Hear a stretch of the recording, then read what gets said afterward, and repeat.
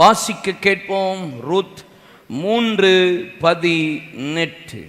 அப்பொழுது அவள், என் மகளே, இந்த காரியம் என்னமாய் முடியும் என்று நீ அறிய மட்டும் பொறுத்திரு. அந்த மனுஷன் இன்றைக்கு இந்த காரியத்தை முடிக்கும் முன் இளைப்பாற மாட்டான் என்றாள். கர்த்தருக்கு மகிமை உண்டாகட்டும். ஆண்டவர் இந்த மாதம் நமக்கு கொடுத்த ஒரு வாக்குத்தத்தம், நகோமி ரூத்தை பார்த்து சொன்ன ஒரு தீர்க்க தரிசனமான ஒரு வார்த்தை. அவன் எப்படி காரியத்தை உனக்கு செய்து முடிப்பான், உன் காரியத்தை அவன் முடிக்கும் முன்பு இளைப்பாறவே மாட்டான். ஏசியா தீர்க்க தரிசன புஸ்தகம் 62ஆம் அதிகாரம் அதனுடைய முதல் வசனத்தை நீங்கள் வாசித்து பார்ப்பீர்களானால், வேதம் 62:1, சியோனி நிமித்தமும் எருசலேமின் நிமித்தமும் நான் மௌனமாயிராமல் அதன் நீதி பிரகாசத்தை போலவும் அதன் ரட்சிப்பு எரிகிற தீவெட்டியை போலவும் வெளிப்படும் மட்டும் அமராமலும் இருப்பேன். கர்த்தர் நமக்கு நீதி செய்கிற வரைக்கும், நியாயம் செய்கிற வரைக்கும், நமக்கு ஆசீர்வாதத்தை கொடுக்கிற வரைக்கும் அவர் அமர்ந்திருக்கவே மாட்டார். 7ஆம் வசனம் சொல்லுகிறது, அவர் எருசலேமை ஸ்திரப்படுத்தி பூமியிலே அதை புகழ்ச்சியாக்கும் வரைக்கும் அவரை அமர்ந்திருக்க விடாதிருங்கள். அவர் அமெரிக்கையா இருக்கலாகாது. அவர் ஒரு நாள் அமர்ந்திருக்க மாட்டார். கர்த்தர் தம்முடைய ஜனத்துக்காக நீதி செய்ய, கிரியை செய்ய தீவிரமாய் வேலை செய்கிறவர். நகோமி ரூத்தை பார்த்து அதுதான் சொல்லுகிறார், உன் காரியத்தை அவன் முடிக்கும் முன்பு இளைப்பாறவே மாட்டார். 4ஆம் அதிகாரம் 1ஆம் வசனத்துல வாசித்தா, அவன் எழுந்து தீவிரமாய் பட்டணத்து வாசலிலே போய் ஓய் என்று கூப்பிட்டு இங்கே வந்து அமரும் என்று சொல்லி ரூத்துக்காக அவன் சுதந்திரவாளியின் இடத்துல அவனுடைய பாதரட்சையை கலட்டி போட்டு ரூத்தையும் அவனுடைய சுதந்திரத்தையும் போவாஸ் மீட்டு கொண்டான். அவனை கனப்படுத்தினார். அவள் ஆசீர்வதிக்கப்பட்டால் அவள் நிமித்தம் இயேசுவின் சந்ததியை கர்த்தர் புறப்பட பண்ணினார். நமக்காக தேவன் கிரியை செய்கிற வரைக்கும் அமர்ந்திருக்காத ஆண்டவர். அது சின்ன காரியமோ பெரிய காரியமோ, யாத்ராம் 18ஆம் அதிகாரத்தில் சொல்லப்பட்டபடி அது எப்படிப்பட்ட காரியமா இருந்தாலும் தேவன் கிரியை செய்வார். அது மகிமையான காரியமா இருக்கலாம், அது புதிய காரியமா இருக்கலாம், அது பயங்கரமான காரியமா இருக்கலாம், அது ஆண்டவர் செய்கிற ஆராய்ந்து முடியாத காரியமா இருக்கலாம், உன்னதமான காரியமா இருக்கலாம், கிரகிக்க முடியாத பெரிய காரியங்களமா இருக்கலாம். எந்த காரியமானாலும் தேவன் நமக்கு செய்கிற வரைக்கும் அவர் அமர்ந்திருக்கவே மாட்டார் என்று நம்ம தியானித்தோம். அவரை அமர விட்டாதிருங்கள், அவரை உட்கார விடாதீங்க, அவரை இளைப்பாற விடாதீங்க. அவர் கிரியை செய்கிறதற்கு நீங்க என்ன செய்யணும் என்று சொல்லி வேதத்துல 3 காரியங்களை அங்க சொன்னேன். அவர் உங்களை முத்திர மோதிரமா மாத்துவார், அவர் உங்களுக்கு ராஜரீக ஆசாரிய கூட்டமா அலங்காரமான கிரீடமா கர்த்தர் மாற்றுவார், உங்களை மகிமையாய் வைப்பார் என்று சொல்லி ஏசியா தீர்க்க தரிசன புஸ்தகம் 62ல 3-4 வசனத்துல காண்பித்து கொடுத்தேன். அதற்கு பின்பாக வேத வசனம் சொல்லுகிறது, யாக்கோபு போராடினான். போராடணும், போராடுகிறவர்களுக்கு தான் கர்த்தர் தீவிரமாய் செய்வார். எப்படிப்பட்ட போராட்டத்தின் ஜெபம் இருக்கணும் என்று சொல்லி வேதத்தில் பல வார்த்தைகளை உங்களோடு பேசினேன். அதில் சில வார்த்தைகள் என்னவென்றால், வேதத்தில் சொல்லப்பட்டிருக்கிறது, தாவீதின் குமாரனே என்று முன்னவிட அதிகமாய் சத்தமிட்டு கூப்பிட்டார். ஆண்டவரை இன்னும் அதிகமாக கூப்பிடணும் என்று சொன்னேன். கானானிய ஸ்திரீ அடிக்கடி அவர் தொந்தரவு பண்ணி கொண்டே இருந்தால் விடாம போராடினாள் என்று போடப்பட்டிருக்கிறது. ஒரு நல்ல ஒரு நண்பன் அவன் படுத்திருந்த பின்பும் கதவை தட்டி வருந்தி கெஞ்சி கூப்பிட்டான். அவன் எழுந்து போய் அவனுக்கு நீதி செய்தான் என்று வேதம் சொல்லுகிறது. இப்படி பல வசனங்களை நான் காண்பித்து கொடுத்தேன். அவரை அமர ஒட்டாதிருங்கள். போவாஸ் நமக்காக கிரியை செய்ய வேண்டுமானால், இயேசு நமக்காக வேலை செய்யணும்னா, இயேசு நமக்காக கிரியை செய்ய வேண்டுமானால், ரூத்து பார்த்து சொல்லப்பட்ட வார்த்தை, அம்மா நீ பொறுத்திரு, காத்திரு என்பதாக. ஆண்டவர் நமக்கு கடந்த மாசத்துல இந்த புது வருஷத்துல ஒரு வாக்குத்தத்தம் கொடுத்தார். அறுப்பு யூதாவே உனக்கு முன்பாக நியமிக்கப்பட்டிருக்கிறது என்பதாக ஒரு பெரிய அறுப்பு காலத்தில் வைத்திருக்கிறார். அதே ரூத் 1ஆம் அதிகாரம் 22ஆம் வசனத்துல வாசித்தோம். அவர்கள் ரூத்தும் நகோமியும் அறுப்பு காலத்தில் பெத்லகேமுக்கு திரும்பி வந்தார்கள் என்பதாக. Come back to Bethlehem. ஒரு மோவாப் தேசத்துக்கு பஞ்சம் என்று சொன்ன உடனே பெத்லகேமை விட்டு போனதுனால தான் நஷ்டம். இழப்பு, உயிரிழப்பு, பல காரியத்தில் பாதிப்பு ஏற்பட்டது. ஆனா மீண்டும் அவள் பெத்லகேமுக்கு வந்த போதுதான் அவள் பெத்லகேம்ல போவாசின் கூடாரத்துக்கு போனால், போவாசின் வயலுக்கு போனால், போவாசின் குடிசைக்கு போனால், போவாசினுடைய பாதத்துக்கு போனால், கடைசியில் போவாசின் வீட்டுக்கே கர்த்தர் கொண்டு போய் அவளை பேரேசின் வீட்டை போல ஆசீர்வதித்து பராக்கிரமசாலியின் சந்ததியாய் கர்த்தர் ரூத்தை மாற்றினார், நகோமியை மாற்றினார் என்று வேதவசனம் 4ஆம் அதிகாரத்தில் 10-14 வேதம் சொல்லுகிறார். அப்போ நீ பெத்லகேமுக்கு திரும்பி வருவாயானால் அவள் உன் காரியத்தை தீவிரமாய் நடப்பிப்பார். பெத்லகேமுக்கு நீங்கள் திரும்பி வந்தால் கர்த்தர் கிரியை செய்ய அவர் போதுமானவர். பெத்லகேம் என்று சொன்னால் மீகா 5ஆம் அதிகாரம் அதனுடைய 2ஆம் வசனத்தை வாசித்து பாருங்கள். மத்தேயு 2ஆம் அதிகாரம் 1-7-8 வசனங்களில் வேதம் சொல்லுகிறது. பெத்லகேம் என்றால் எப்ராத்தா எனப்பட்ட பெத்லகேம். புதிய ஏற்பாட்டில் பெத்லகேம், இயேசு பெத்லகேமில் பிறந்தார் என்று வேதவசனம் சொல்லுகிறது. அப்போ பெத்லகேம் என்றால் இயேசு பிறந்த இடம். தீர்க்கதரிசனி ஏற்கனவே சொன்ன இடம். அதே இடத்துல இயேசு மீண்டும் பெத்லகேம்ல பிறந்தார். சங்கீதம் 132:6 வசனத்தை நீங்க வாசித்து பாருங்க. இதோ நாம் எப்ராத்தாவிலே அதன் செய்தியை கேட்டோம். என்ன செய்தி? இயேசு பிறப்பான் என்ற செய்தி. வனத்தின் வெளிகளிலே அதை கண்டோம். எதை கண்டோம்? இயேசு முன்னணையில படுக்க வைக்கப்பட்டிருந்ததை கண்டோம். அந்ததுதான் பெத்லகேம்ல நடந்தது. பெத்லகேம் என்றால் அப்பத்தின் வீடு என்ற அர்த்தம். நமக்கு எப்போதும் ஒரு அப்பம் உண்டு, அது ஜீவ அப்பமாகிய இயேசு என்று வேதம் சொல்லுகிறார். யோவான் 1ஆம் அதிகாரம் 1ஆம் வசனத்தில் ஆதியில வார்த்தை இருந்தது, அந்த வார்த்தை தேவனிடத்தில் இருந்தது, அந்த வார்த்தை தேவனாகவே இருந்தது. வானத்தில் இருந்து இறங்கி வந்த அப்பம் நானே. அந்த அப்பத்தை புசித்தவர்கள் வனாந்தரத்தில் மரித்தார்கள். ஆனால் நான் கொடுக்கிறது உங்களுக்கு ஜீவனை உண்டாக்கும் என்று சொல்லப்பட்டது. அந்த அப்பம் நானே என்று இயேசு சொன்னது போல எங்க வசனம் உங்களுக்கு வெளிப்படுதோ, எங்க வார்த்தை உங்களுக்கு கிடைக்குதோ அதனாலே மனுஷன் பிழைப்பான். அப்பத்தினாலே மாத்திரம் அல்ல, தேவனுடைய வாயிலிருந்து புறப்படுகிற ஒவ்வொரு வார்த்தையினாலும் மனுஷன் பிழைப்பான் என்று போடப்பட்டிருக்கிறது.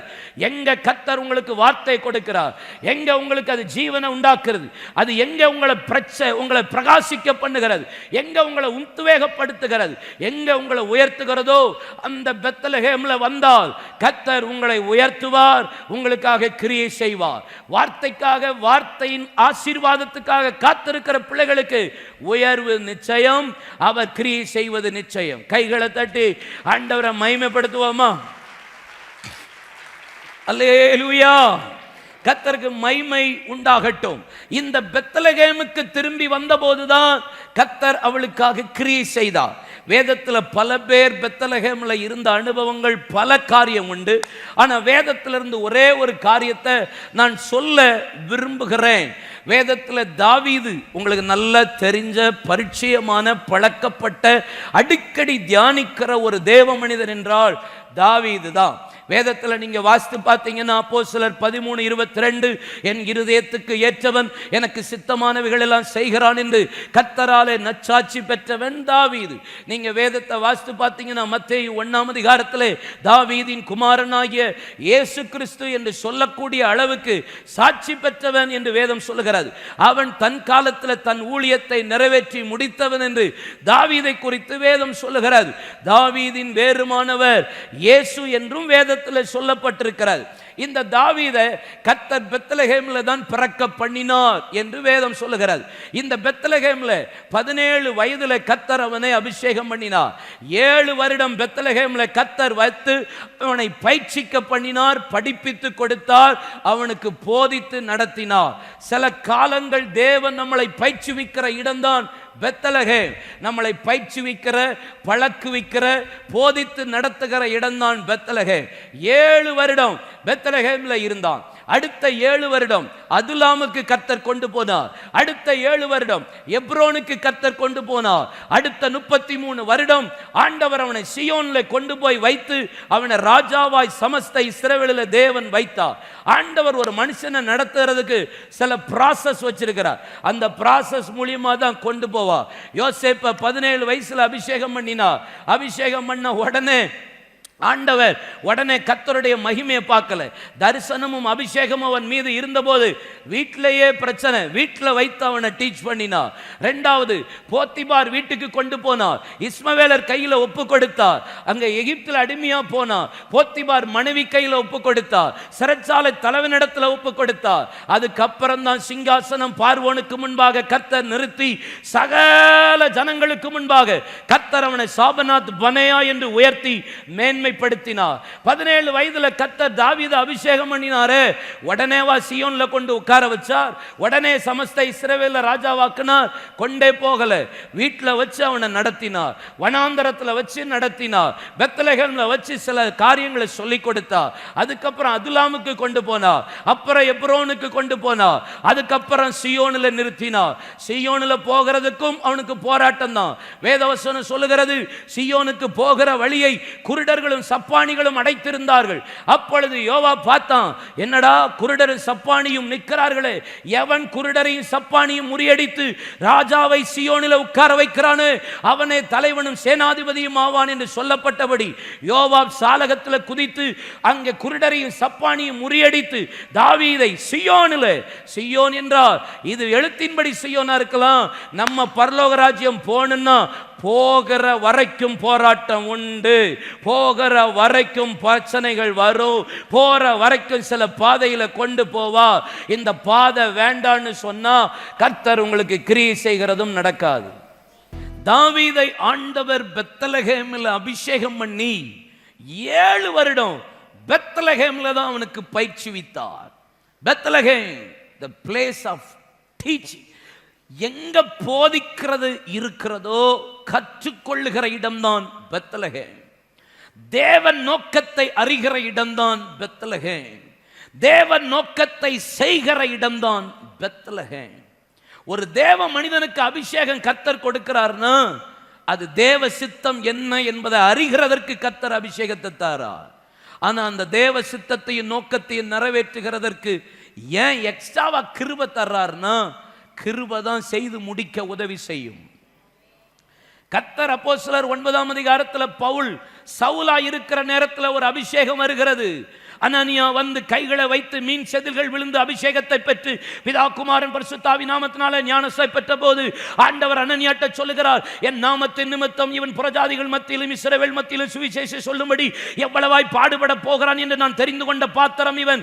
இவன் மீது உன் கையை வை, புறப்பட்டு போய் என்று அனனியாட்ட சொன்ன போதும் அனனியா அபிஷேகம் பண்ணி அவனை அனுப்பி விடுகிறான். எழுந்து அவனுக்கு சொல்லப்பட்ட ஒரே ஒரு வார்த்தை, எழுந்து பட்டணத்துக்குள்ளே போ, நீ செய்ய வேண்டியது உனக்கு அங்கே சொல்லப்படும். அபிஷேகம் வந்துருச்சு. ஆனா அதை நிறைவேற்றுகிறதற்கு கிருபையை பவுல் சொன்னதுனால தான் மேக்சிமம் ஆஃப் நீங்க எல்லா நிருபத்தில் பாருங்க, அடிக்கடி அவன் யூஸ் பண்ண ஒரே வேர்டு கிருபை கிருபை கிருபை கிருபை. ஏன்னா அபிஷேகத்தை வச்சு நோக்கத்தை நிறைவேற்ற முடியாது. அபிஷேகத்தை வச்சு தேவ சித்தத்தை செய்து முடிக்க முடியாது. அபிஷேகத்தை வச்சு ஊழியத்தை நடத்த முடியாது. அதுக்கு தேவையான கிருபையை தரதுனால தான் அவன் சொல்லுகிறான், பிரயாசப்பட்டது நான் அல்ல, எனக்குள்ள இருக்கிற கிருபையை என்னை பிரயாசப்பட வைத்தது, இந்த ஊழியம் செஞ்சது நான் அல்ல, எனக்குள்ள இருக்கிற கிருபை அந்த ஊழியத்தை செய்ய வச்சது, பிரயாணப்பட்டது நான் அல்ல, எனக்குள்ள இருக்கிற கிருபை தான் இதை பிரயாணப்பட வைத்தது, பலவீனத்தில் பலன் எனக்கு பூரணமா விளங்குது, நான் தேவனுடைய கிருபை. எல்லாத்திலும் கிருபையை யூஸ் பண்றார். தாவீது ஏறக்குறைய 150 சங்கீதத்தில், ஆசாப் சங்கீதம், மோசேயின் சங்கீதம், தாவீதின் சங்கீதம், தாவீதின் சங்கீதத்தில் மேக்ஸிமம் ஆஃப் டைம் கிருபை. அபிஷேகம் தேவ நோக்கத்தையும் தேவ சித்தத்தையும் அறிந்து கொள்ள, கிருபை அதை நிறைவேற்ற. அல்லேலூயா. எனக்கு பெத்லகேம்ல தான் அது கிடைக்கும். சர்ச்சில் தான் அதை தருவார் கர்த்தர். சர்ச்சில் வச்சு தான் கர்த்தர் சில காரியத்தை செய்கிறார். தாவீதுக்கு கர்த்தர் பாருங்க ஒரு அபிஷேகத்தை கொடுத்ததுக்கு அப்புறமும் எனக்கு ஆச்சரியம் என்ன தெரியுமா? எனக்கு ரொம்ப ஆச்சரியம். 1 சாமுவேல் 16:13 பாருங்களேன். தைல கொம்பை எடுத்து கர்த்தர் அவனை ஆசீர்வதிக்கிறார். அபிஷேகம் வந்துட்டு, ஆனா எப்படி எதுக்காக இந்த அபிஷேகம் சொன்னா சங்கீதம் 78:70 வசனத்தில் வாசித்தீங்கன்னா, கரவலாடுகளுக்கு பின்பாக திரிந்த என்னை கர்த்தர் அபிஷேகம் பண்ணினா. எதுக்கு தெரியுமா? அவர்களை தன் இருதயத்தின் உண்மையின்படி மேய்க்க. அவனுக்குள்ள இருந்த உண்மை ஜனங்களை மேய்க்கிறதுக்காக அந்த அபிஷேகத்தை கர்த்தர் கொடுத்தார். அபிஷேகம் பண்ணினத பின்பாகவும் அவன் ஆடுகளை தான் மேய்த்து கொண்டிருந்தான். பெத்லகேம் என்றால் என்ன அர்த்தம் தெரியுமா? தாழ்மையுள்ள ஒரு இடம் என்று அர்த்தம். பொறுமையை கற்றுத்தருகிற இடம் என்று அர்த்தம். தாழ்மையை கற்றுத்தருகிற இடம் என்று அர்த்தம். சுபாவத்தில் ஒவ்வொரு நேரத்திலையும் மாற்றத்தை தருகிற இடம் என்று அர்த்தம். 1 சாமுவேல் 16:19 பாருங்க. வேதம் சொல்லுகிறது, அபிஷேகம் பெற்ற பின்பு கூட அவன் ஆட்டு மந்தையில் இருக்கிற தன் குமாரனை தாவீதினிடத்தில் அனுப்பு என்று சொல்லி சவுல் சொல்லுகிறான். அபிஷேகத்தை பெற்றுட்டு நேரம் ஆடமைக்க போயாச்சு நம்ம ஆளு. எனக்கு தெரியும் எப்போ எனக்கு சிங்காசனத்தில் உட்கார எனக்கு நேரம் வரும். அது வரைக்கும் எனக்கு கொடுக்கப்பட்ட டியூட்டி அபிஷேகம் வந்தாலும் ஆட மேய்க்கணுங்கிறது அவனுக்கு தெரியும். பெத்லகேமில் அவனுக்கு கற்றுக் கொடுத்தது. 1 சாமுவேல் 17:15 வாசித்து பாருங்க. தாவீது சவுலை விட்டு திரும்பி போய் பெத்லகேமில் இருக்கிற தன் தகப்பனுடைய ஆடுகளை மேய்த்து கொண்டிருந்தான். திரும்பவும் ஆட்டண்டைக்கு தான் போறான். சவுலுக்குள்ள பிசாசு வந்துருச்சு. இவன் போய் வாத்தியத்தை எடுத்து வாசிக்கிறான். அவனுக்குள்ள இருக்கிற ஆவி போச்சு. ஆனா சவுலுக்கு முன்னாடி இல்ல, நேரா போறான் ஆட்டுக்கு முன்னாடி. அவனுக்கு தெரியும் ஆடுகளை மேய்க்கிறதுக்கு எனக்கு ஒரு டைம் பீரியட் இருக்கு. அது வரைக்கும் நான் அங்கதான் தாழ்மையை கற்றுக்கொள்ள முடியும். வனாந்தரத்தில் கர்த்தர் என்னை வச்சு பயிற்சிக்கிறார். பெத்லகேம் எனக்கு கற்றுக் கொடுக்கிற இடம். சில நேரம் நமக்கு தெரியும் அபிஷேகம் வந்ததுக்கு அப்புறம் அதே பொசிஷன்ல வச்சிருக்கிறாரா, அபிஷேகம் வந்ததுக்கு அப்புறம் அதே சபையில கீழே உட்கார வச்சிருக்கிறாரா, அபிஷேகம் வந்ததுக்கு அப்புறம் அதே இடத்துல நீங்க அமர்ந்திருக்கீங்களா? உங்களுக்கு ஒண்ணு தெரியணும், எனக்கு கற்றுக்கொள்ள வேண்டியது இருக்கிறது. கற்றுக்கொள்ளுகிற வரைக்கும் பெத்லகேம், அதுக்கு அப்புறம் தான் கர்த்தர் என்னை கொண்டு போய் அதுலாமுக்கு போவா, அதுலாமில் இருந்து எப்ரோனுக்கு போவா, எப்ரோன்ல இருந்து சியோனுக்கு கொண்டு போவா. ஒரு நாள் வரும், அது வரைக்கும் கற்றுக்கொள்ளணும். நீங்க கற்றுக்கொள்றது தாமதிக்குதுன்னு வச்சுக்கோங்களேன், உங்க உயர்வும் தாமதிக்கும். நீங்க கற்றுக்கொள்ளுகிறது தாமதிக்குன்னு வச்சுக்கோங்களேன், உங்க மேன்மையும் தாமதிக்கும். நீங்க பயிற்சிவிக்கப்படுகிற இடங்களில் நீங்க பயிற்சி கொள்ளும்படி, நீங்க கற்றுக்கொள்ளும்படி காத்திருக்கிற இடத்துல நீங்க கற்றுக்கொண்டுகிட்டே இருக்கணும். நீங்க கற்றுக்கொள்றதுக்கு கொஞ்சம் டைம் பீரியடுங்க, கொஞ்சம் டைம் டிலே பண்ணுங்க. அப்போ உயர்வும் பின்னாடி தாமதிச்சுக்கிட்டே இருக்கும். நீங்க சீக்கிரம் கற்றுக்கொண்டா சீக்கிரம் உயர்வு வரும். சீக்கிரம் கற்றுக்கொண்டா சீக்கிரம் உயர்வு. நீங்க கற்றுக்கொள்றது லேட் ஆகிட்டே இருந்துச்சுன்னு வச்சுக்கோங்க, ஒப்பு கொடுக்கிறது, அர்ப்பணிக்கிறது, பிராக்டிஸ் பண்றதுல லேட் பண்ணி பாருங்க, உங்க மேன்மையும் தடை போய்கிட்டே இருக்கும், பின்னாடி போய்கிட்டே இருக்கும். ஏன் எழுப்புதல் தாமதிச்சுக்கிட்டே இருக்கு தெரியுமா? நம்ம இந்தியாவில் ஜெபிச்ச ஜபத்துக்கும், இந்தியாவில் ஜபம் பண்ணி ஊழியத்துக்கு செலவு பண்ண செலவுக்கும், பிரயாசப்பட்டதற்கும் என்னைக்கோ இல்லை, ஒரு 100 தடவை எழுப்புதல் வந்திருக்கணும் இந்தியாவில். ஏன் இன்னும் இவ்வளோ தாமதிக்குது? ஏன்னா அர்ப்பணிக்கிறது தாமதிக்கிறது, ஐக்கியப்படுகிறது தாமதிக்கிறது, எல்லாருக்குள்ளேயும் ஒரு மனம் தாமதிக்கிறது, ஒன்று இணைகிறதுக்கு தாமதிக்கிறது, தரிசனத்தில் வர்றதுக்கு தாமதிக்கிறது. ஏன் மேலே பெரியவன் சின்னவன் ஊழியக்காரன் சுவிசேஷகன் போதகர்ன்றது தாமதிக்கிறது, சுவிசேஷம் நடத்துகிற ஊழியத்துக்கு பாஸ்டர்ஸ் வரமாட்டேன்ற பாஸ்டர்ஸுடைய தாமதம், இப்படி பல பேருடைய தாமதம் எழுப்புதலை தாமதிக்கிறது. இவர்கள் சீக்கிரம் இதை செய்ய அர்ப்பணித்தால் எழுப்புதல் நமக்கு கண்ணுக்கு முன்னாடி கையளவு மேகம் எழும்பிட்டு பெருமழையின் இரைச்சல் எப்ப வேணாலும் கையை தட்டி ஆமென். சில நேரம் நீங்க யோசிச்சு பாருங்களேன். ஆதியாகமம் 15ஆம் அதிகாரத்தில் ஆபிரகாமுக்கு ஆண்டவர் தரிசனமாகி தரிசனத்தில் சொல்லுகிறார், உன் ஜனங்கள் அந்நிய தேசத்தில் 400 வருஷம் அடிமைகளாக இருப்பார்கள். 15:13 பாருங்க, 400 வருஷம் உபத்திரவப்படுவார்கள். இது ப்ராஃபசி, இது தரிசனம். ஆனா யாத்திராகமம் 12ஆம் அதிகாரம் 40-41 வசனத்தில் 430 வருஷம் போட்டிருக்கு. தீர்க்க தரிசனம் பொய்யா? ஏன் 30 வருஷம் டிலே? ஏன் விடுதலை டிலே? சிறையிருப்பு ஏன் டிலே? ஏன் விடுதலை ஆகிறது டிலே ஆகுது? ஆசீர்வாதம் ஏன் தாமதிக்குது? ஏன் மேன்மை தாமதிக்குது? கர்த்தர் சிறிய கிரியை செய்கிற காரியம் ஏன் தாமதிக்குது? ஏன்னா ஒரே ஒரு மோசையை கர்த்தர் அழைத்து 40 வருஷம் வனாந்தரத்தில் நடத்தினார். ஆனால் அவனை கர்த்தர் நடத்த வேண்டிய வழி வெறும் 30 வருஷம் தான் வனாந்தரத்தில் நடத்தணும். இவனா போய் இஸ்ரவேல் ஜனங்களுக்கு முன்னாடி போய் நின்றுட்டு நான் தான் ரட்சகன்னு தன்னை காட்ட ஆரம்பிச்சான், தன் படிப்பின் திறமையை காட்ட ஆரம்பிச்சான், தன்னுடைய ஞானத்தை காட்ட ஆரம்பிச்சான், எகிப்தில் கற்றுக்கொண்டதை காட்ட ஆரம்பிச்சான். கர்த்தர் 10 வருஷத்தை டிலே பண்ணி 30 வருஷம் டிலே ஆயிடுச்சு. இன்னைக்கு அநேக காரியம் அப்படிதான். இன்னைக்கு பல காரியம் நம்ம தாமதிக்கிறோம், என் ஆசீர்வாதம் தாமதிக்கிறது, நான் தாமதிக்கிறேன், என் சிறையிருப்பு சீக்கிரத்துக்குள்ள விடுதலை தாமதிக்கிறது. சில நேரம் நான் கற்றுக்கொள்ளுகிறதுக்கு தாமதிக்கிறேன், என்னுடைய மேன்மை தாமதிக்கிறது. வலதுகரத்தை உயர்த்துங்க, இன்னைக்கு ஒப்பு கொடுங்க. நீங்க சில காரியத்தை தாமதிக்கிறீங்களா? இன்னைக்கு ஒப்பு கொடுங்க, தாமதம் பண்ணாதீங்க. ஒப்பு கொடுங்க, வாயை தரங்க. ஆண்டவரை நான் கற்றுக்கொள்ள விரும்புறேன், எனக்கு டீச் பண்ணுங்கன்னு சொல்லுங்க. கர்த்தருக்கு மகிமை உண்டாகட்டும். நீங்க கற்றுக்கொள்கிறது தாமதித்தால் உங்கள் உயர்வும் தாமதிக்கும். தரிசனமும் தாமதிக்கும். நீங்கள் கற்றுக்கொள்ள உங்களை அர்ப்பணித்தால், பெத்லகேம்ல இருக்க உங்களை அர்ப்பணிச்சா, உங்கள் உயர்வும் தீவிரமாக நடக்கும். அவர் உங்கள் காரியத்தை தீவிரமாய் செய்து முடிப்பார். அல்லேலூயா, ஆண்டவருக்கு மகிமை உண்டாகட்டும்.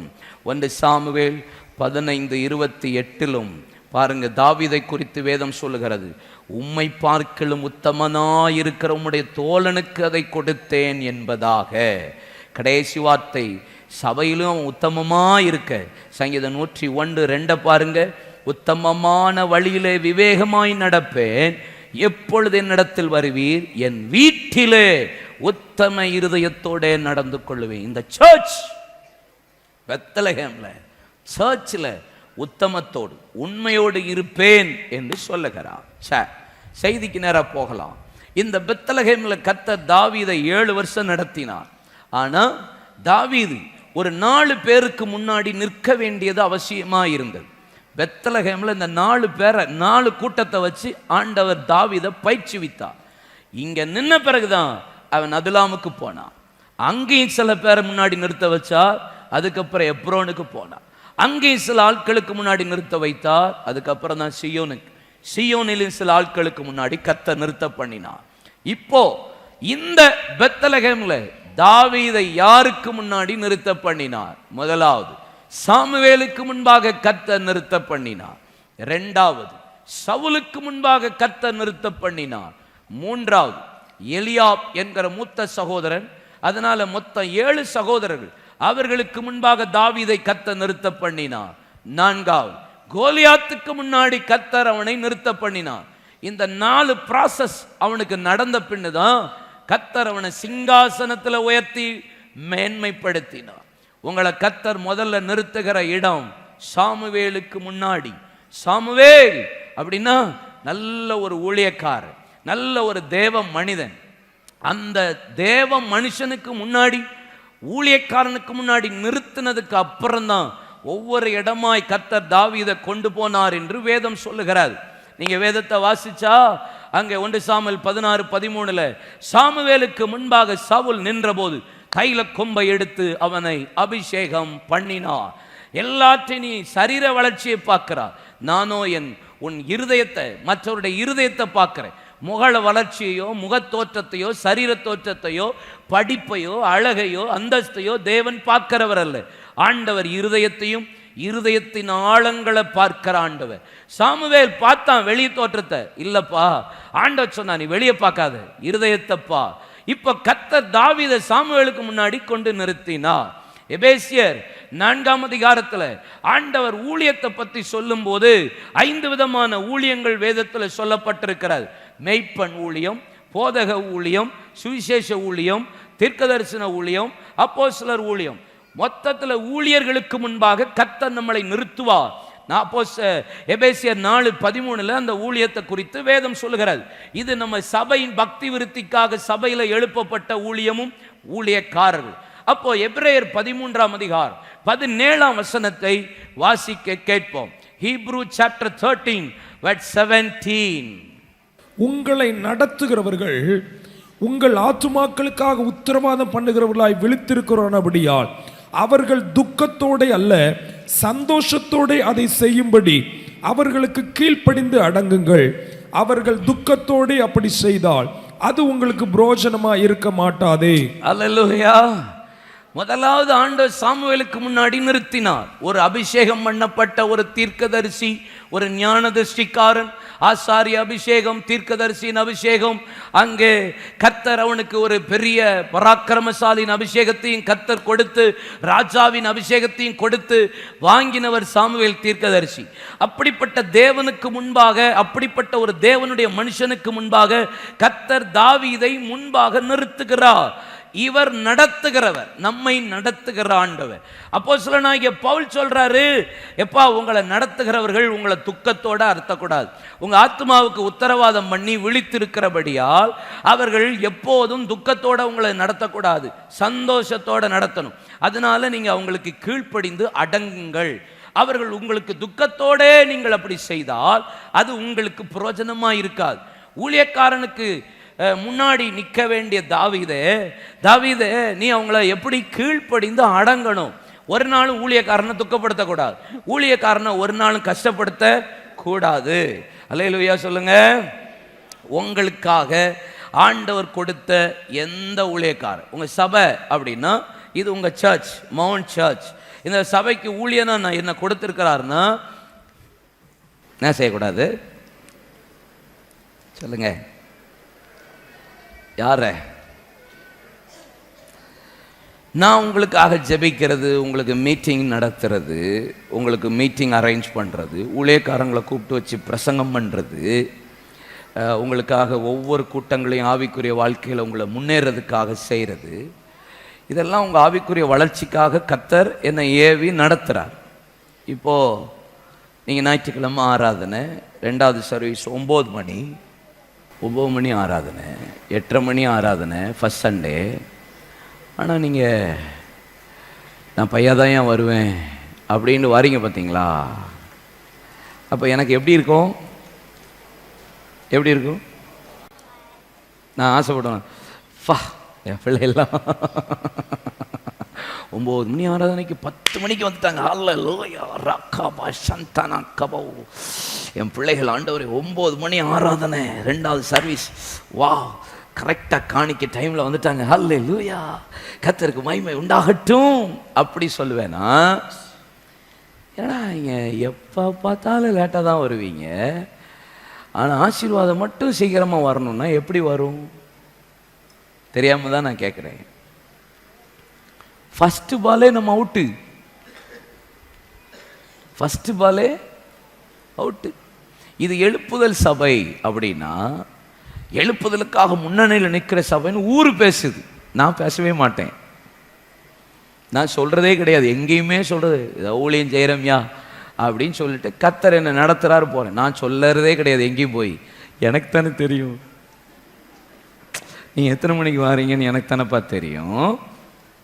என்னப்பா என்னை மட்டும் தனியாக விட்டுறீங்க, சேர்ந்துக்குவோம். நீங்கள் 9 மணி ஆராதனைக்கு எத்தனை மணிக்கு வந்தீங்க? 8:45 வந்தவங்களும் அல்லேலூயா வாழ்த்துக்கள்.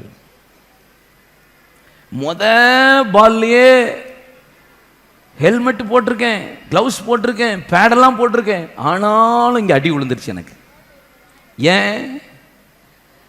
ஏன்னா நம்ம ஊழியக்காரனை முன்னாடி நிற்கணும்னு கர்த்தர் பெத்லகேமில் நம்மளை பயிற்சிவிக்கிறா. நீங்கள் இங்கே ஃபஸ்ட்டு ப்ரிஃபரன்ஸ் கொடுக்காம நீங்கள் உலகம், வேலை, படிப்பு, உத்தியோகம், ட்ரெயின், பஸ்ஸு, ஃப்ளைட்டு எல்லாத்துக்கும் நீங்கள் கரெக்டாக போகிற ஆள். கர்த்தருடைய சபைக்கு மட்டும், ஆலயத்துக்கு மட்டும் நீங்கள் லேட்டாக வருவீங்கன்னா நீங்கள் முதல்ல துக்கப்படுத்துறது யாரை? கர்த்தரை. 2வது நடத்துகிறவர்கள். எனக்கு என்ன ஆசை? கர்த்தர் என்ன ஆசைப்படுவார்? ஒரு ஞாயிற்றுக்கிழமை ஆராதனைன்னா முழு சபையும் அப்படி 8:30னா ஒரு 8:25 ஹோல் சர்ச் அப்படி இருந்துச்சுன்னா எவ்வளோ நல்லா இருக்கும்ல, எவ்வளோ மகிமையாக இருக்கும்ல. உண்மையிலே யோசித்து பாருங்களேன், எவ்வளோ சந்தோஷமாக இருக்கும். இங்கே தானே உங்களை கற்றுக் கொடுக்குறாரு, பங்க்சுவலை கற்றுக் கொடுக்குறாரு, டைம் கீப் அப் பண்ணுறதை கற்றுக் கொடுக்குறாரு, டிசிப்ளினை இங்கே கற்றுக் கொடுக்குறாரு, ஒழுக்கத்தை கற்றுக் கொடுக்குறாரு, ஆசீர்வாதத்தை பெற்றுக்கொள்றதுக்கு கற்றுக் கொடுக்குறாரு, பரலோகம் போகிறதுக்கு கர்த்தர் இங்கே கற்றுக் கொடுக்குறாரு, சத்துருவை எதுக்கிறதுக்கு கற்றுக் கொடுக்குறாரு. இங்கே தான் என்ன பழக்க வைக்கிறாரு. அப்போ நான் இங்கேயே லேட் ஆகிட்டேன்னா, இங்கேயே அடிக்கடி நான் லீவ் போட்டுக்கிட்டே இருந்தேன்னா, கற்றுக் கொடுக்கப்படுகிற இடத்துல, கற்றுக்கொள்ள வேண்டிய இடத்துலயே நான் தாமதிச்சு அதுக்கு நான் லீவ் பண்ணிட்டு இருந்தேன்னா, நான் எப்படி என்னுடைய ஆசீர்வாதம் மாத்திரம் சீக்கிரம் வரும்? எப்படி என்னுடைய நன்மை மாத்திரம் துரிதமா கிடைக்கும்? என் உயர்வு மாத்திரம் எப்படி சீக்கிரம் வரும்னு நீங்க எதிர்பார்க்கலாம். நீங்க கற்றுக்கொள்ளுகிறது தாமதித்தால் கர்த்தர் உங்களை உயர்த்துகிறதும் தாமதிக்கும். நீங்கள் பயிற்சிவிக்கப்படுகிற நேரத்தில், பயிற்சிவிக்கப்படுகிற இடத்துல நீங்கள் உங்களை அர்ப்பணிக்காமல் இருந்தால் உங்களுக்கு அவர் கிரியை செய்கிறதும் தாமதிக்கும் அல்லவா? ஹலோ சொல்லுங்க. 1 பேதுரு 5ஆம் அதிகாரம் 6ஆம் வசனம், உங்களை ஏற்ற காலத்தில் உயர்த்தும்படிக்கு அவருடைய பலத்த கைக்கு அடங்கிருங்க. சபையில முதல்ல உட்காருங்க. கத்துக்கோங்க. என்ன சொல்றாங்க அது கேளுங்க. பலத்த கரத்திற்குள் அடங்கி, சபைக்குள்ள அடங்கி இருங்கள். அல்லேலூயா. இங்க பாருங்க, சவுல் ஏன் கர்த்தரால் அங்கீகரிக்காம போயிட்டான் தெரியுமா? ஆண்டவர் அங்கீகரிக்காம போயிட்டான். அவன் ஆண்டவர் அங்கீகரிக்கல அவனை. ஏன் தெரியுமா? ஏன்னா சவுல் சாமுவேலுக்கு முன்னாடி நிற்கவே இல்லை. அவர் நின்னது 1 சாமுவேல் 9ஆம் அதிகாரத்தோட சரி. அதுக்கப்புறம் எங்கேயுமே சாமுவேலுக்கு முன்னாடி நிற்கவே மாட்டார். 1 சாமுவேல் 13ஆம் அதிகாரத்தை நீங்கள் வாசித்து பாருங்க. நீ கில்காலுக்கு போய் 10ஆம் அதிகாரத்தில் சொல்கிறாரு, கில்காலுக்கு போய் 7 நாள் காத்திருன்னு சொல்கிறாரு. 13ஆம் அதிகாரத்தில் 7 நாள் காத்திருந்தவன் சாமுவேல் தீர்க்கதரிசி வருகிறதற்கு முன்பாக பெலிஸ்தியர்கள் வந்து விட்டார்களே, சத்துரு நெருங்கி விட்டானே சொல்லி ஜனங்களுடைய பேச்சை கேட்டு இவனே துணிந்து பலி செலுத்தினான். பலி செலுத்தும் போது சாமுவேல் தீர்க்கதரிசி உள்ள நுழைஞ்சிட்டார். நான் வருகிறதற்கு முன்னாடி இப்படி துணிந்து பலி செலுத்தினது என்ன? அதனால கர்த்தர் உம்மை ராஜாவா இராதபடி புறக்கணித்து தள்ளினார். ராஜ்யபாரம் இன்னொருத்தரிடத்துக்கு போகிறது என்று கர்த்தர் சொல்றார். ஏன்னா சாமுவேலுக்கு முன்னாடி நிக்கல. நீங்க 1 சாமுவேல் 15ஆம் அதிகாரத்தை வாசித்து பாருங்க, 34ஆம் வசனத்தை. சாமுவேல் ராமாவுக்கு போனான். சவுலோ தன் ஊராகிய கிபியோல் இருக்கிற தன் வீட்டுக்கு போய்விட்டான். அமலேக்கியரை சங்காரம் பண்ணுன்னு சொன்ன போதும் அமலேக்கியரை சங்காரம் பண்ணாம தகன பலி இடும்படி அவன் சொல்ல கொடுமையான ஆடுகளில் சிலவற்றை பிடித்து கொண்டு வைத்து மந்தையில சேர்த்தான். அமலேக்கின் ராஜாவாகிய ஆகாவை உயிரோடு வைத்தான். ஆண்டவர் சொல்லுகிறார், கீழ்ப்படிதல் உத்தமமா, பலி செலுத்துறது உத்தமமா, காணிக்கை கொடுக்கிறது உத்தமமா, கீழ்ப்படுகிறது உத்தமமா? ஆண்டவருக்கு செலுத்துறது காரிய காட்டலாம். ஆண்டவர் கீழ்ப்படிறதை தான் விரும்புறாரு. ஏன் நீ அடங்கி நடக்க மாட்டேங்கிறேன்னு சொல்லியும் திருப்பியாவது இல்லை கொஞ்சமாவது கெஞ்சிருக்க வேண்டாமா இல்லையா? 1 சாமுவேல் 7ஆம் அதிகாரத்தில் இஸ்ரவேல் ஜனங்கள் சாமுவேல்கிட்ட போய் சொல்றாரு, ஆண்டவரே ஆண்டவரே எங்களுக்காக நீங்க விண்ணப்பம் பண்ணுங்க, கர்த்தரை மன்றாடுங்க, எங்களுக்காக ஜெபம் பண்ணுங்க, எங்களுக்காக பரிந்து பேசுங்க, தப்பு பண்ணிட்டோம் மன்னிச்சிருங்கன்னு கெஞ்சுறார் இஸ்ரவேல் ஜனங்கள் சாமுவேலுக்கு முன்னாடி. அதுக்கப்புறம் அவன் தேவ சமூகத்தில் ஜெபிச்சான். அதுக்கப்புறம் கர்த்தர் யுத்த சத்தத்தையும் இடிமுழக்க சத்தத்தையும் உண்டாக்கி பெலிஸ்தியர்களை ஓட விட்டாரு. ஆண்டவர் ஜெயத்தை கொடுத்தார். 12ஆம் வசனம் சொல்லுகிறது, எபனேசராய் உதவி செய்தார். எல்லா சத்துருக்களும் தாழ்த்தப்பட்டு போனார்கள். இழந்ததை திரும்பி கொண்டான். சமாதானம் பண்ணும்படி காரியங்கள் நடந்தது என்று அதுக்கப்புறம் வசனம் சொல்லுகிறது. அப்போ நீ கொஞ்சமாவது கெஞ்சிருக்கலாம், கொஞ்சமாவது தேவ சமூகத்தில் சாமுவேல்கிட்ட போராடி இருக்கலாம். ஒண்ணுமே செய்யறதில்ல. என்ன செய்யறதில்ல? 1 சாமுவேல் 28:11 பாருங்களேன். 1 சாமுவேல் 28:11. அப்பொழுது அந்த ஸ்திரீ, உமக்கு நான் யாரை எழும்பி வர பண்ண வேண்டும் என்பதற்கு அவன் சாமுவேலை எழும்பி வர பண்ண வேண்டும் என்றான். இப்ப சாமுவேல் மரித்து போயாச்சு. ஊழியக்காரங்கிற இடத்துல ஒரு ஆள் இல்லை. இப்ப நம்ம பாஸுக்கு யாரை தேடுறாரு?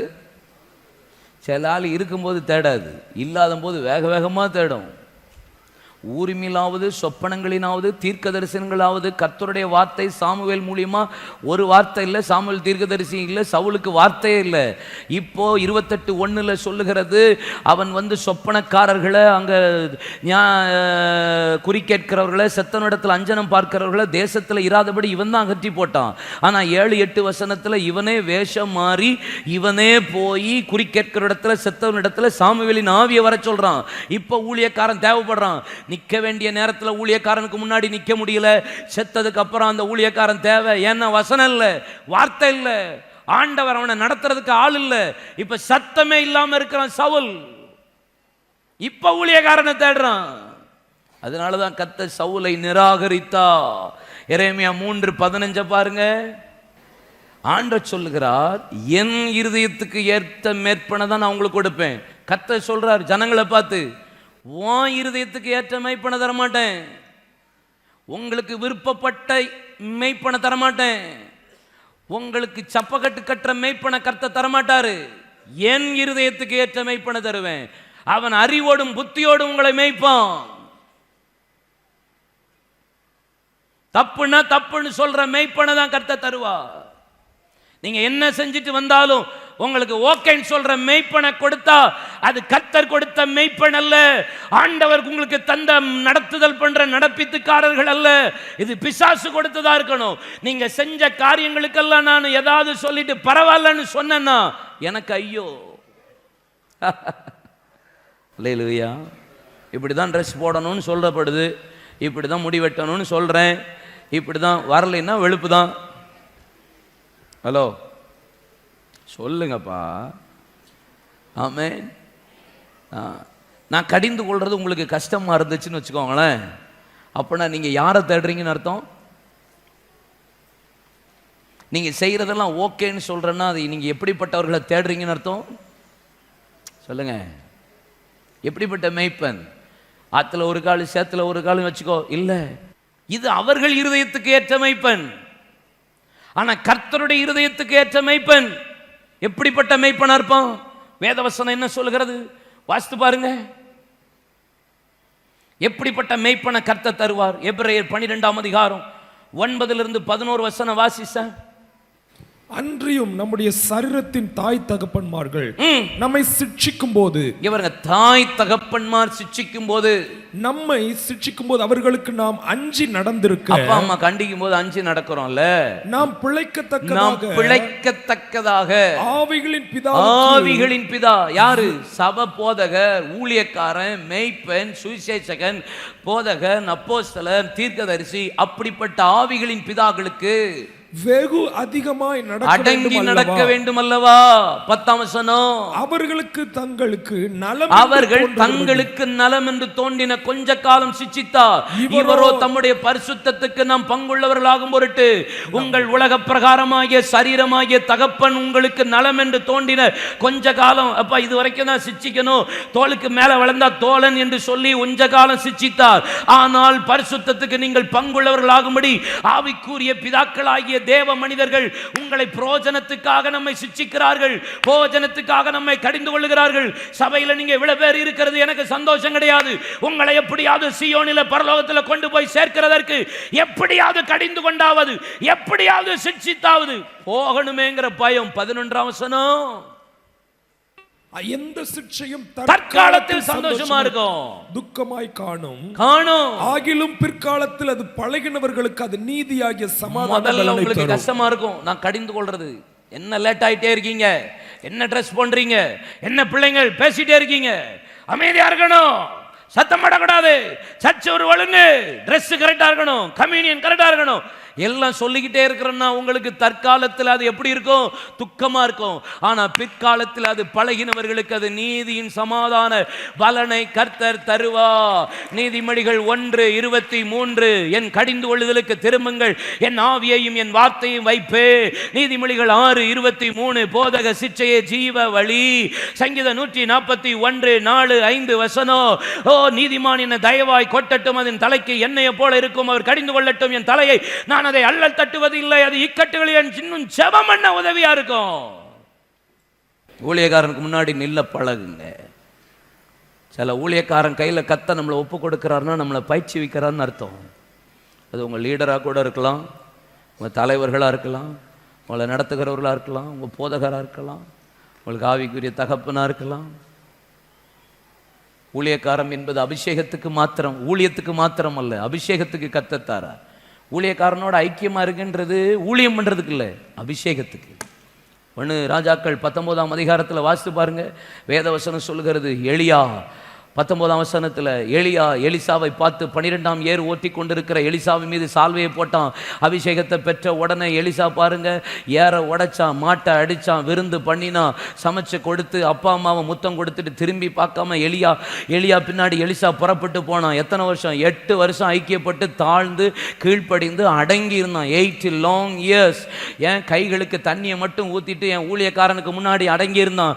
எத்தனையோ அற்புதங்கள் செய்த போதிலும் எலியாவுக்கு முன்பாக எலிசா தாழ்மையோடு 8 years தண்ணியை மட்டும் ஊத்தி கொண்டே இருந்தான். ஆனா 2ஆம் அதிகாரம் 1ஆம் அதிகாரம் வசனத்தை வாசித்து பாருங்க. வேதத்துல அங்கே எலியா வந்து பரலோகத்துக்கு எடுத்துக் கொள்ளப்பட போகிறார். அக்னிமயமான ரதங்களும் குதிரைகளும் எலியாவை சுழல் காற்றினாலே கொண்டு பட போகிறது என்று அவர்களுக்கு தெரிந்த போதிலும், தீர்க்கதரிசி புத்திரர்கள் அறிந்த போதிலும், நான் கில்காலுக்கு போகிறேன், பெத்தேலுக்கு போகிறேன், எரிகோவுக்கு போகிறேன், யோர்தானுக்கு போகிறேன், நீர் எங்க போனாலும் உம்மை விடவே மாட்டேன், உம்முடைய அபிஷேகமும் ஐக்கியமும் எனக்கு முக்கியம், எனக்கு இது இருந்தா தான் போதுன்னு தொடர்ந்து காத்திருந்தான். எலியா செய்த கடைசி அற்புதத்தை கர்த்தர் எலிசாவை கொண்டு முதல்ல செய்ய வைத்தார். காரணம் கீழ்ப்படிந்து அடங்கி இருக்கும் போது. நீங்க ஊழியக்காரனுக்கு இருந்து பாருங்க, அர்ப்பணிச்சு பாருங்க. 1 சாமுவேல் 14ஆம் அதிகாரத்தில் வாசித்து பாருங்க, 5ஆம் வசனத்திலிருந்து பாருங்க. யோனத்தானும் ஆயுததாரியை குறித்து வேதவசனம் சொல்லுகிறது. 7ஆம் வசனத்தில் ஆயுததாரி அவனை பார்த்து உம்முடைய இருதயத்தில் இருக்கிறபடியெல்லாம் செய்யும், அப்படியே போகும், இதோ உம்முடைய மனதுக்கு ஏற்றபடி நானும் உடன் கூட வருகிறேன் என்று சொன்னான். எழுந்து கூட போய்கிட்டே இருந்தான். போசேஸ் சேனைக்கு நடுவே ஒரு மிருகத்தை போல கையை காலை வச்சு தவண்டு நடந்து மேலே போனா. பெலிஸ்தியர்கள் எழும்பி ஏறி வாருங்கள் என்று சொன்னான். ஏறி போனா. கர்த்தர் யுத்தத்தில் ஜெயத்தை கொடுத்தார். ஒரு ஊழியக்காரன்னா அப்படியே டிராவல் பண்ண பழகுங்க முன்னாடி இருந்து, அது உங்களுக்கு ஆசீர்வாதம். ஒரு வசனம் வாசிச்சேன், நீதிமொழிகள் 5, 12, 13, 14, 23. ஐயோ ஐயோ, போதகத்தை நான் வெறுத்தேனே, போதகத்தை நான் வெறுத்தேனே, கடிந்து கொள்ளுதலை என் மனம் அலட்சியம் பண்ணினதே, அலட்சியம் பண்ணினதே. என் போதகரின் சொல்லை நான் கேளாமலும், கார்த்திகை மாலையில் சொல்லை கேளாமலும், எனக்கு உபதேசம் பண்ணினவர்களுக்கு என் செவியை சாயாமல் போனேனே, சபையில மேடையில் நின்று உபதேசம் பண்ணினவர்களுக்கு என் செவியை சாயாமலும் போனேனே. சபைக்குள்ளும் மவுண்ட் சர்ச்சுக்குள்ளும் சங்கத்துக்குள்ளும் மவுண்ட் சபையின் தரிசனத்துக்குள்ளும் கொஞ்சம் குறை எல்லா தீமைக்கும் உள்ளானேனே என்று முறையிடுவாய். 23ஆம் வசனம், அவன் புத்தியை கேளாதனால் மடிந்து தன் மதிக்கேட்டின் மிகுதியினாலே மயங்கி போவான். சில நேரம் நம்ம சொல்றது கஷ்டமா இருக்கலாம், ஆனாலும் சாமுவேலுக்கு முன்னாடி நில்லுங்க, ஊழியக்காரன் அடங்கி நடங்க, அது உங்களுக்கு ஆசீர்வாதத்தை உண்டாகும். ஊழியக்காரன் ஒரு நாள் உங்களை துக்கத்தோடு நடத்துறதுக்கு இடமே கொடுக்காதீங்க. அது நடந்துச்சு, அது உங்களுக்கு பிரயோஜனமாய் இராது. கர்த்தர் உங்களை உயர்த்தும்படி, ஏற்ற காலத்தில் உயர்த்தும்படி, humble before God, humble before man of God. நீங்கள் ஆண்டவருக்கு முன்னாடி, ஊழியக்காரனுக்கு முன்னாடி தாழ்மைப்படுங்க, நிற்கிறதுக்கு பழகுங்க. நான் இந்த குடும்பத்திலேருந்து ரட்சிக்கப்பட்டதுக்கப்புறம் நான் ஒரு ஆவிக்குரிய திருச்சபைக்கு போனேன். அங்கே அந்த ஊழியக்காரருக்கு அடங்கி நடந்தேன். நான் எப்போ வெளியே ஊழியத்துக்கு போனாலும் அவர்கிட்ட சொல்லாமல் நான் போகவே மாட்டேன், சொல்லிடுவேன். அப்புறம் ஊழியம் பிஸியாக ஆரம்பிச்சது, டைட்டாக மீட்டிங் அங்கே திருப்பி சர்ச்சுக்கே வர முடியாத அளவுக்கு இருந்தது. உடனே ஃபோனில் சொல்லி ஜெபம் பண்ணுவேன். நாட்கள் போனது, கர்த்தர் உயர்த்த ஆரம்பித்தார். ஒவ்வொரு ஊழியத்தை நான் ஆரம்பிக்கும் போதும், சர்ச் ஆரம்பிக்கும் போது அவர்கிட்ட சொல்லிட்டு ஜெபம் பண்ணி, ஏன் இந்த சர்ச்சை அஸ்திபாரம் போடுற வரைக்கும் அந்த தேவ மனிதனை கூப்பிட்டு அவர் தான் ஜெபம் பண்ணி ஆரம்பித்தார். நான் கூட இல்லை அன்னைக்கு, ஆனால் அவர் தான் ஆரம்பித்தார். நான் இன்னைக்கு வரைக்கும் என்னை நடத்தின ஊழியக்காரர்களை நான் கனம் பண்ணுறேன். நான் ஒரே ஒரு காரியத்துக்கு மட்டும்தான் எதிர்த்து நிற்பேனே தவிர மற்ற எதுக்கு நிற்க மாட்டேன். ஒரே ஒரு காரியம், உபதேச குளறுபடியாக இருந்தா அது எவனாக இருந்தாலும் சரிதான், தூக்கி ஓங்கி அடிச்சிருவேனே தவிர அதுக்கு பார்ஷியாலிட்டியே பார்க்க மாட்டேன். என்னை நடத்துகிற ஊழியக்காரங்களை இன்னைக்கு வரைக்கும் நான் கடன் பண்ணுறேன், அவங்களுக்கு மரியாதை கொடுக்குறேன். ஆனால் உபதேசம் அப்படின்னு வந்துச்சுன்னா தூக்கி போட்டுறது தான். அதில் கவனமாக இருக்க கர்த்தர் உதவி செய்கிறார். என் இருதயத்துக்கு ஏற்ற மெய்ப்பன் அல்ல, கர்த்தருடைய இருதயத்துக்கு ஏற்ற மெய்ப்பனுக்கு நீங்கள் அடங்கி இருக்கணும். சில நேரம் அவங்க சொல்கிறது உங்களுக்கு கடினமாக இருக்கும், கஷ்டமாக இருக்கும். நீங்கள் அதை துக்கத்தோடு ஏற்றுக்கொள்ளக்கூடாது. பரவாயில்ல, என் நல்லதுக்குன்னு சந்தோஷத்தோடு ஏற்றுக்கொள்ள பழகுங்க. நீங்கள் எந்த சர்ச்சிலேருந்து வந்தாலும் சரி, உங்கள் மனதுக்கு ஏற்றபடி நான் பிரசங்கம் பண்ணேன்னா எனக்கு ஐயோ. நீங்கள் லவ் பண்ணி வருவீங்க, உங்களுக்கு சப்போர்ட் பண்ணேன்னா எனக்கு ஐயோ. நீங்கள் இஷ்டத்துக்கு லஞ்சம் வாங்கிட்டு உங்கள் காணிக்கை கொண்டு கொடுப்பீங்களா, அதை வாங்கினேன்னா எனக்கு ஐயோ. நான் ஒரு நாளும் அதை கையை நீட்டி வாங்குறதில்லை. கொஞ்ச நாளைக்கு முன்னாடி ஒரு சிஸ்டர் ரூபா கொண்டு வந்தாங்க, ரொம்ப ரூபா. உங்கள் புருஷனுக்கு தெரியுமான்னு நான் கேட்டேன். தெரியாது, எனக்கு இந்த காசே வேண்டான்னு அனுப்பிவிட்டேன். எனக்கு அது தேவையில்லை. குடும்பமாக வரணும், குடும்பமாக காணிக்க கொடுக்கணும், அதை தான் கர்த்தர் கனம் பண்ணுவார். இல்லையா சொல்லுங்க. இஷ்டத்துக்கு விடப்பட்ட காட்டு கழுதைகளை போல, தன்னிச்சையாய் விடப்பட்ட ஆட்களை போல நம்ம வாழக்கூடாது. ஒரு ஒரு ஒழுங்கு இருக்கணும். சர்ச்சு தான் ஒரு ஒழுங்கு. சாமுவேலுக்கு முன்னாடி தாவீது எப்போது நிற்க பழகினவனாக இருந்ததுனால தான் அவனை கர்த்தர் அந்த 7 வருஷம் பழக்குவித்து அவனை கர்த்தர் சிங்காசனத்துக்கு கொண்டு போனான். தீவிரமாக ஆண்டவர் அவனுக்காக வேலை செஞ்சார். உங்களுக்காக அவர் காரியத்தை செய்யணும்னா ப்ளீஸ் கற்றுக்கொள்ளுங்க, ஒபே பண்ணுங்க. கீழ்ப்படிங்க. சொல்கிற வசனத்தை எழுதுறது பிரச்சனை இல்லை, அதை அபியாசப்படுத்துங்க. கொஞ்சம் முதல்ல கடினமாக இருக்கும், அதுக்கப்புறம் பழகினவர்களுக்கு அது நீதியின் பலனை உண்டாக்கும். உங்கள் சரீர தகப்பன் நலம் என்று தோன்றின கொஞ்ச காலம் சிச்சித்தார், ஆனால் இவரோ உங்களை பரிசுத்தத்துக்கு பங்குள்ளவர்களாக்கும்படி. ஊழியக்காரன் சிச்சிக்கிறது, ஊழியக்காரன் உங்களை வசனத்தினால கண்டிக்கிறது, பரலோகத்துக்கு பங்குள்ளவர்களாக மாற்ற. முதல்ல அது கஷ்டமாக இருக்கும், ஆனால் அதை பழகிட்டீங்கன்னா அது நல்ல ஒரு பலனை உங்களுக்கு தரும், பிரயோஜனமாக இருக்கும். எழும்பி நில்லுங்க, ஆண்டவருக்கு மகிமை உண்டாகட்டும்.